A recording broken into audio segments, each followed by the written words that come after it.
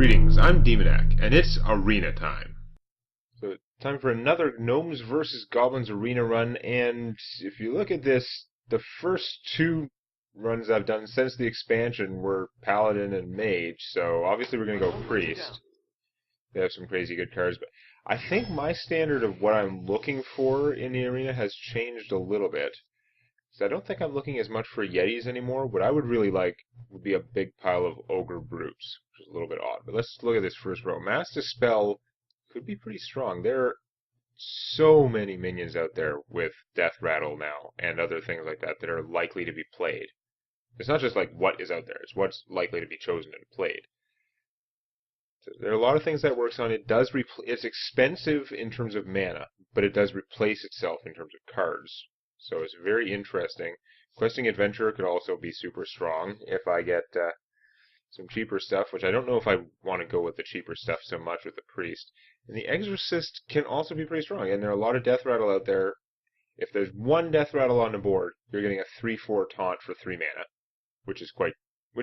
it's not a powerhouse, but you can't argue, like, 3/4 taunt for 3, that's still good. If they have 2 Death Rattle minions, which isn't as easy, but if they do, you're getting a 4/5 taunt for 3, which is insane. And of course, theoretically, it could be even bigger than that. But really, yeah, it's kind of 3/4 taunt. You know what? I think I'm going to take the Mass Dispel, random as that may seem. Ship's Cannon, again, I'm not going to have weapons. I'm not going Pirates. If it was going Pirates, this thing is awesome, but I'm not. I'm going to take the Mind Control. It helps to have one for late game. So here, you can get Velen's Chosen, which is really powerful, right? Take any minion, give it +2 attack, +4 hit points, and a spell damage for the hell of it. Like, that is strong. On the other hand, Shadow or Death kills something dead. The Brewmaster is no slouch himself. Can I take this over? I guess we'll take Velen's Chosen. Again, it's newer, but it's very interesting. So we can get the Young Priestess, who is still pretty fine. Holy Fire, which I don't think I used to give it enough credit. It's very good when you get 5 health and you blow something up or just burn down your opponent. On the other hand, the Repair Bot here is 5/5 for 5, which is solid. Gives a friendly mech +4 health. Now it's only for mechs, so that's I have no idea how many mechs I'm gonna get. That makes it a little bit iffier, but it itself being a mech is a strong selling point. I'm gonna take that again more because it's new. It's helping me make my decisions when it's a hard decision. So I could get the egg, which is pretty good, but am I gonna have combos for it? I have no idea. I could take the Azure Drake, which is more spell damage. I think that's where I'm gonna go. Ogre Brute. This is what I'm talking about. Okay. So Yeti is a 4/5 for 4, which is pretty awesome. The Ogre Brute is a 4/4 for 3. Now, he does have a horrible drawback in that it's random, and you know how much I love random. But just my theory crafting, which can be totally wrong, and of course it's random, so even if I'm right, it can seem wrong, and vice versa. The Ogre Brute has a 50% chance to attack the wrong enemy. Okay? He's not going to screw up and attack your own guys. But if your enemy has 2 minions and you want to kill one of them, you try and attack that guy, there's a 50/50 chance that he will attack either the other minion or the hero. On the other hand, that 50/50 chance, when it triggers, it ignores stealth and taunt. Like, if he goes drawback, then he can attack absolutely anything except the one he was trying for. And it's one of those things where it's a pretty big drawback, but he's so big for the cost. Defensively, if you give him taunt somehow, he's awesome. He'll still taunt just fine. As a priest, I can heal him, which actually makes him slightly more attractive, although he's already pretty awesome. But this is my theory anyway, is just that his drawback, it's usually a fairly big drawback, but I mean, he's still going to hit something for 4. He's still tough enough that he's not easily just dispensed with, even if he attacks the wrong thing. And you know, even if you wanted to hit a minion, he hits the hero instead. That's still 4 damage. That's not trivial. But there are also times when that drawback could be an advantage, where you tack the taunt and it might let you hit the guy behind the taunt that you wanted to. So we're going to take that. Well, you are not that useful. You are too weak. I guess we're going to take the Stranglethorn Tiger. I'm going to need some cheaper things or I'm going to die. So in that light, I would like to take the Shield Master, but I'm going to take the Scarlet Crusader because she's a little cheaper. Okay, well, Cogmaster here, you need cheap mechs to make this worthwhile, right? If you're playing him later in the game, a 3-2 for 1, yeah, it's cheap, but your card is still just a 3-2, and even then, he only stays a 3-2 as long as you have a mech. If somebody kills your only mech, then he goes down to a 1-2 for 1. Why are you playing this card later in the game? So he's really built for rush and only rush. I don't particularly like him at all in any context. I wouldn't. He's pretty low on my totem pole for things to choose. Gnomergan Infantry, again, it basically is just there for the Hobgoblin tricks. He's not really a winner. I mean, I guess as a Paladin or something, if you could put Blessing of Might on him, then you get a 4-4 charge taunt. But it took you 2 cards. Like, his stats are not right. It's tough, but not that great. The Dark Cultist, on the other hand, is awesome. 3-4 for 3, and he does something good. I don't need the Cold Light Seer. Soul Priest, I'm probably going to be pretty reliant on healing since my stuff is slow, but on the other hand, she can come out and kill something. She's still a 3-5. Or I could take the Arcane Golem, which is something I could use in an emergency to kill something early on, but really you don't want to play him until late game when the extra mana won't help your opponent much. I guess we'll take the Soul Priest, who's stronger overall. Cultmaster, I do not have a lot of cheap minions at this stage. I don't think I'm ever going to. I think I'm better off taking the Dark Iron Dwarf. I mean, I could take the Force Tank. Again, I'm not a big fan of the Force Tank. Someone in the comments was rating it higher than the Boulder Fist Ogre. Like, you can... This is debatable against, like, the War Machine, whatever, the 7/7 for 7, and some other stuff, but the Boulder Fist Ogre stomps this thing. Unless you have a use for the mech keyword. If you have stuff that works off mechs, this could be better. Otherwise, Boulder Fist is way better. Like, 2 mana less. There's 1 less attack. Yeah, Divine Shield can work out really well. It sometimes does very little, but even when it does little, it does something. Your opponent's got to waste some kind of effort, even if it's just 2 mana. But coming out for 6 instead of 8 is gargantuan. There's... Not only can the Boulder Fist come out much, much earlier in the game and help you get an advantage, but even later in the game when you have all your mana, you can do much more in a turn when you have 4 mana left than 2. Anyway, I'm taking the Dark Iron Dwarf. He's pretty solid. So, this is good. This is the kind of stuff I'm going to need to balance out my higher casting costs. Now, do I want... The Tidehunter gives me more chances to have something alive to throw Velen's Chosen on. On the other hand, the Unstable Ghoul is just built-in stalling. So I think we have to go with him.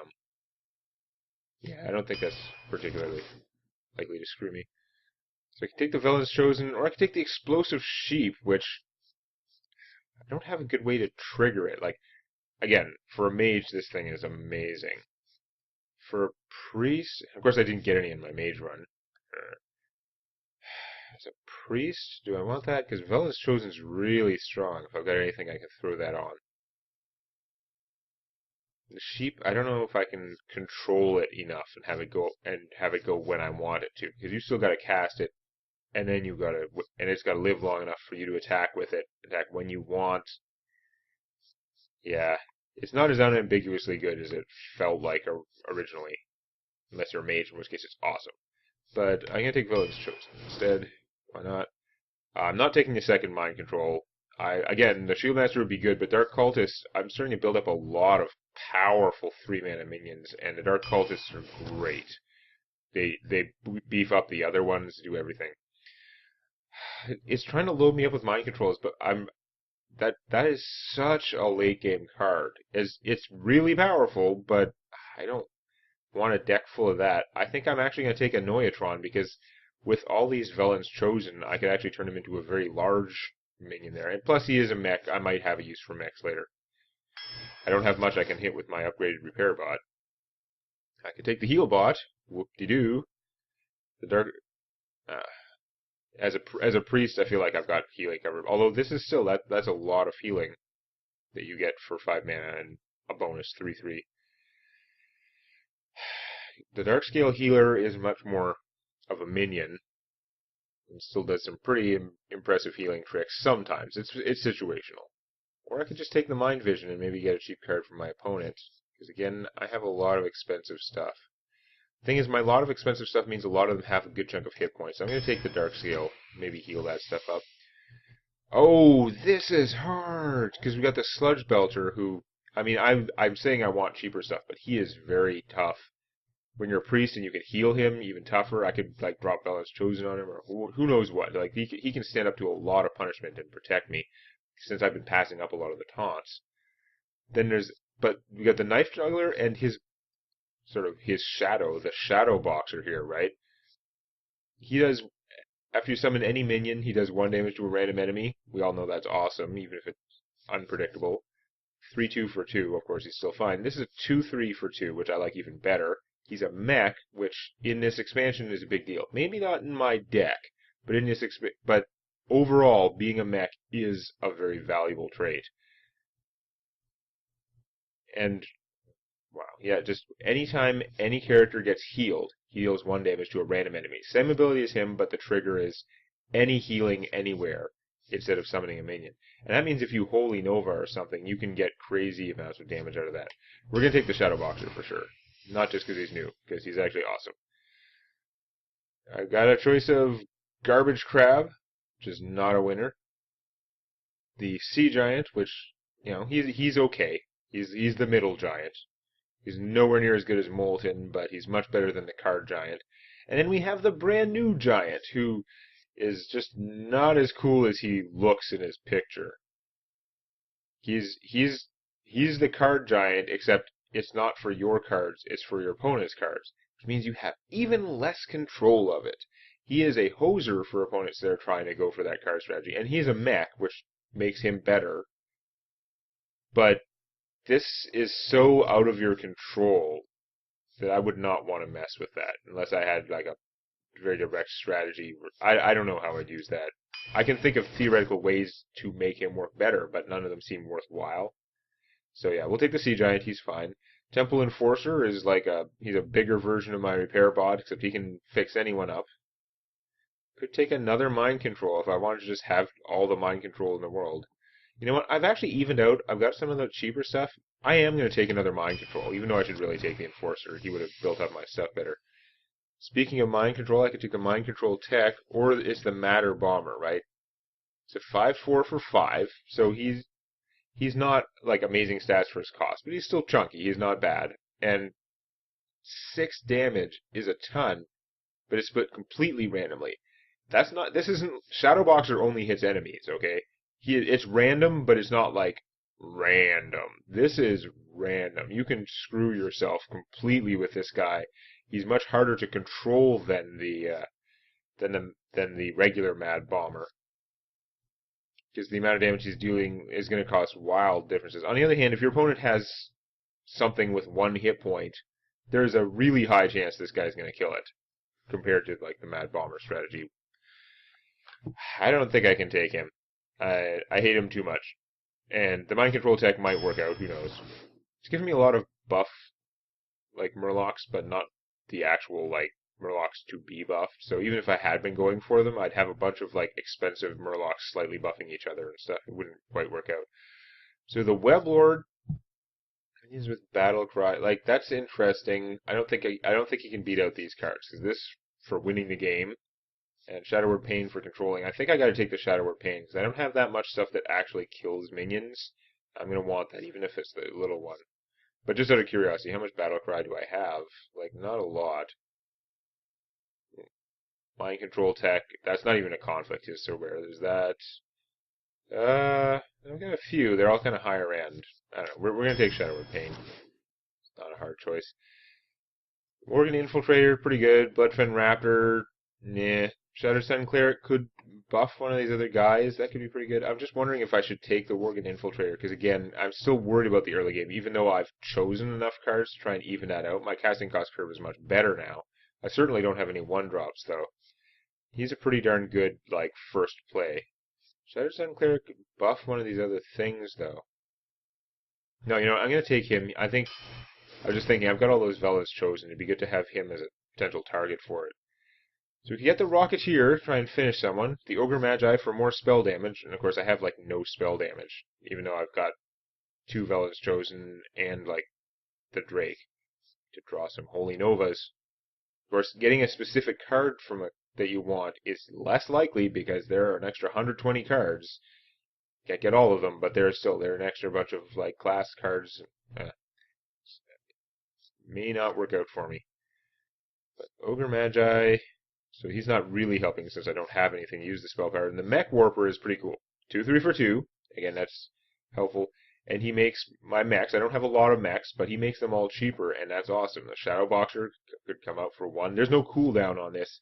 It's not like that gnome that's the first minion you play every turn. She works on everything, but she doesn't work the turn she comes into play. You can play Mech Warper. Sorry. I should just start calling him Mech Warrior, actually.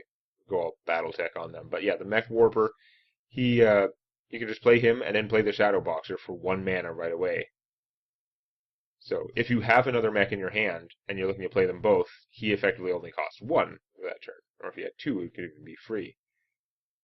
Play the upgraded Repair Bot for cheaper, that would be pretty sweet. So, we'll take the Mech Warper. He is pretty awesome. This deck is not the best for it at this stage, but Ventricle Mercenary, I think he's going to screw me. I've had enough trouble with him. I could actually take the Cult Master now because I have more things that I could use to get that card advantage. Or I could take the Flesh-Eating Ghoul. Let's take the Cult Master, actually. I'm sure he's going to screw me when he's in my hand.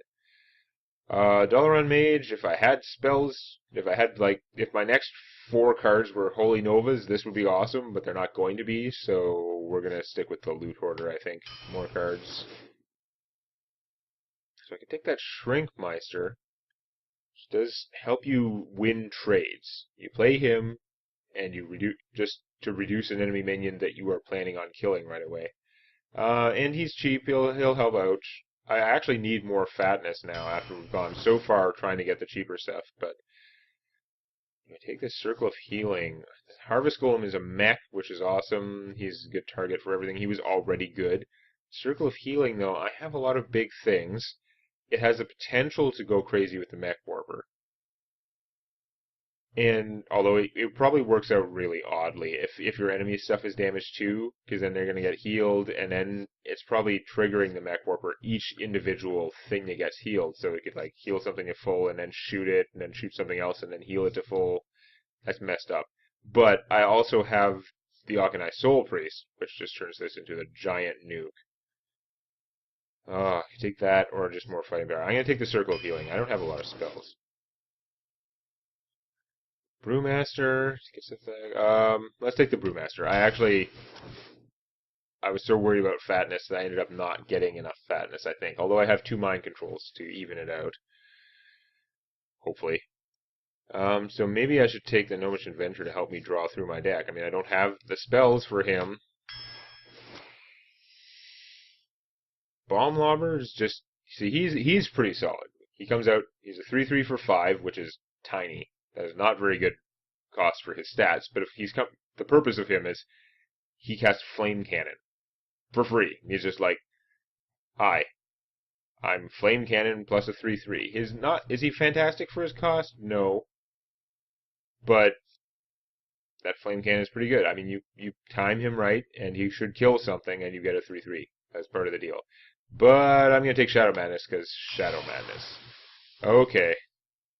I don't know what happened. This deck actually turned into something with a lot of 3 and 4 casting cost, good minions for fighting, hopefully. It's got some tricks, but they're really unreliable tricks, because they're things with, like, they're specific 2-card interactions where I don't have any additional copies of them, so, yeah, we'll see. You asked for it. Man, in Constructed, I ran into a mage that did almost nothing the whole game.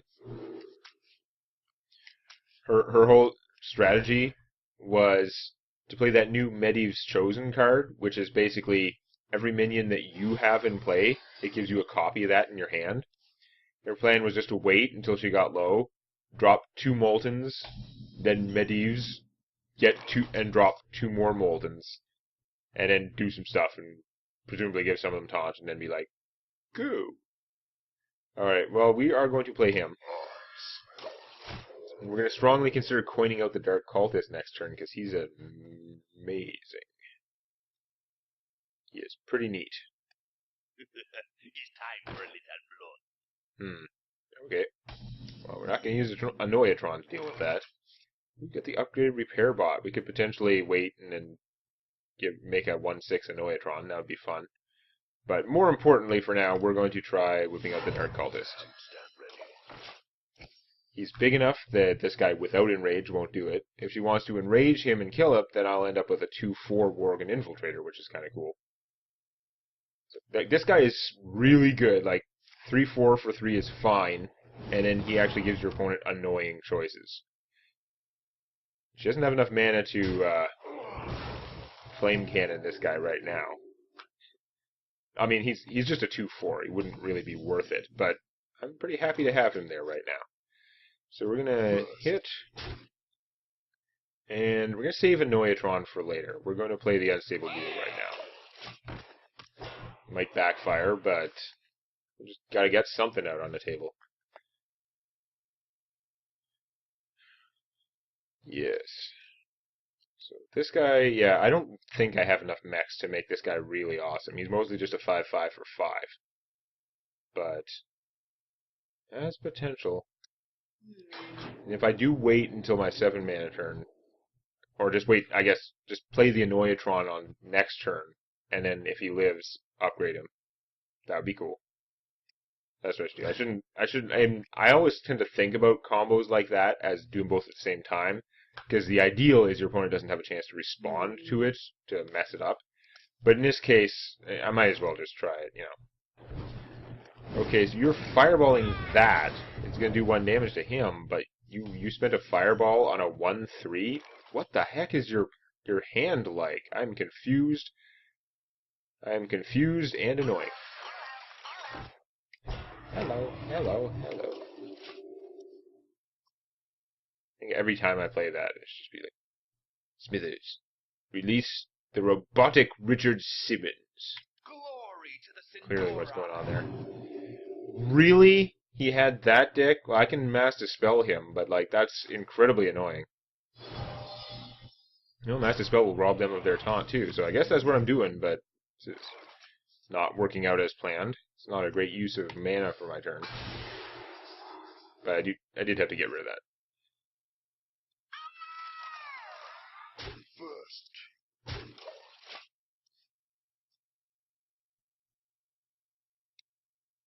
So much for buffing this guy. It's not going to happen now. That was really bad timing, though, because it worked out that I had to spend my 5 mana turn. I had multiple good 5 drops, and I had to spend it doing other stuff. Really? Damn. It's going to hit me directly. That's not good, but it's not the end of the world. So, I could Shadow Madness this guy, ram him into that. Is that going to actually do that much for me, though? Because I could just play a Sea Giant now, which is pretty sweet.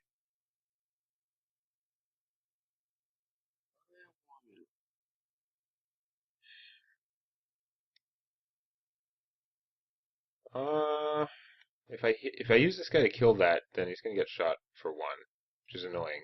But Sea Giant. Getting out a Sea Giant is pretty good. Yeah, I think that's what we're going to do.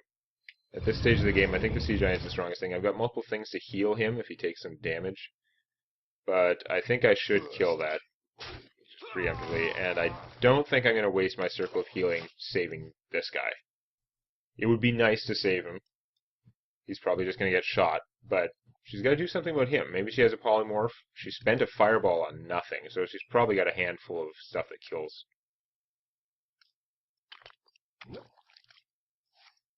Frostbolt. That's a start. You could hit him for 4 without this guy dying, so I'd probably do that. Arcane Intellect, ow. So you could hit him for 4 and then shoot him. That would be annoying. If you're going to shoot him instead, you're going to leave this alive. Fascinating. It hurts a bit, and I don't have anything to steal now. Mind control tech, interesting. Also, I think we're going to play the Gnomish Inventor and possibly heal this guy.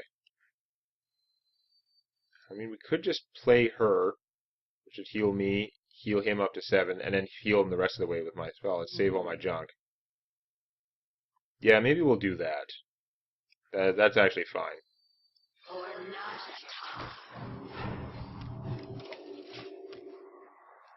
I don't know if healing him the extra 1 is worth it, but there could be a lot of damage flying around. She's got 4 easily with that. She really should have finished him instead of shooting there. I might be able to mind control tech something, but the problem with using a mind control tech into these circumstances is I'm liable to get one of the mirror images, which are obviously garbage drawn.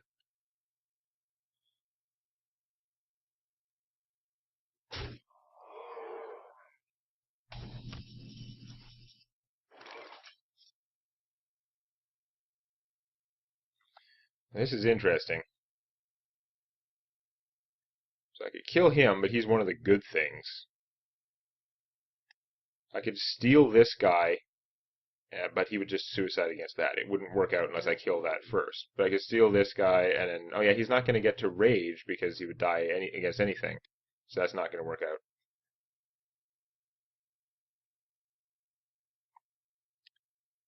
Shadow Madness, and then I can Shadow Madness and Mind Control tech. Which is interesting. God damn it. How am I going to work? How is the best way to work this out? So just Mind Control tech first. I could steal one of these pieces of crap just to increase my odds, but then I'd be amazingly annoyed if it went the wrong way. So let's just Mind Control tech first. It'll probably get a 0-2. Yeah. It was bound to happen. Then,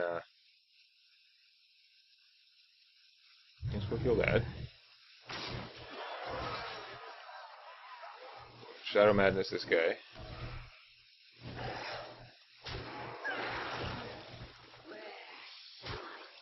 Helitron! It is not too late. It's too late to click the turn over button. Whatever. That's what Circle of Healing is all about. Even if Dickhead here totally betrayed me. You had a 60% chance to get something awesome. Didn't happen, but that's okay. Squire, attend me. You're busy putting out way more stuff. Good on you, I guess.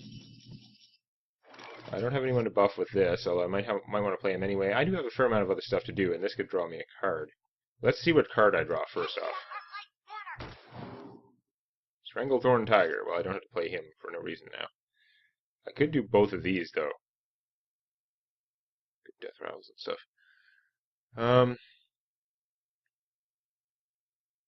Now, if I kill that with her, and then heal her, she would still only have 3 hit points. She'd be vulnerable to him. I'd probably just go for my opponent's face, honestly. Well, I'm going to mix it up. If I kill that with him, I mean, I'd be more flame strikeable, but yeah. Do that. I could really reduce her forces to nothing if I do this. I want to hit her for 8, though. Yeah. I'm going to keep him undamaged because he's better to survive flame strikes and stuff like that. So we're gonna take a bunch of damage on our guys, which is not great. I am going to heal her, and I'm going to play this Loot Hoarder right now instead of him. It's kind of weird. I am concerned about a Flame Strike, and for a Flame Strike he might be better actually. But in terms of shooting stuff with the Fire Blast, this is a good time for him because there are other targets. So he has more chance of living and doing something than he normally does. The fact that she shot that means she doesn't have Flame Strike, so we're already in a pretty good shape here. We knew that was going to happen. I was just gambling. I wanted to keep him out of Flame Strike range because that was worrisome. I am ready. Okay. Shadow Boxer. Neat. I don't think it's going to work out too well right now. There's too much crap on the board. But let's see what happens when I attack her first off. Use that, because he could die and give me a card, which would be handy. He's liable to die anyway, so maybe I should use him to kill something. Oh, I don't know. I think I want to see what that secret is. I have to check for Vaporize, right? Then I'm going to kill that. I'm going to duplicate him, so you're going to get a buttload of spare parts, which could mess me up, but she doesn't have the greatest minions out there to work with. I'm going to play the Shadow Boxer. And we're going to... let's heal this guy and just see what happens.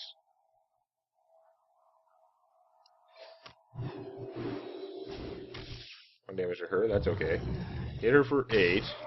I'm not worried about losing from hit points right this second. And I'm going to play the Tiger, which gives me... that's going to be harder for her to dislodge. She has a lot of problems to deal with. And it looks like she has a lot of cards. But one of them is a spare part. Or no, she didn't get the spare part. That guy's on when he dies. So she's not even going to get all those spare parts right away. Although it does mean she has more actual cards. She has 2 2-1s and 3 real cards. She's going to give me a card for that, which is fine. Although, again, this is just reminding me I have no spell power. So lame. Okay, I think you're dead. You can give that taunt with your spare... No, you didn't get a spare part because he never... Oh, he did die once. One of them is a spare part. Duh. Kill the Shadow Boxer is fine, but you're like mega toast if you didn't get the taunt spare part.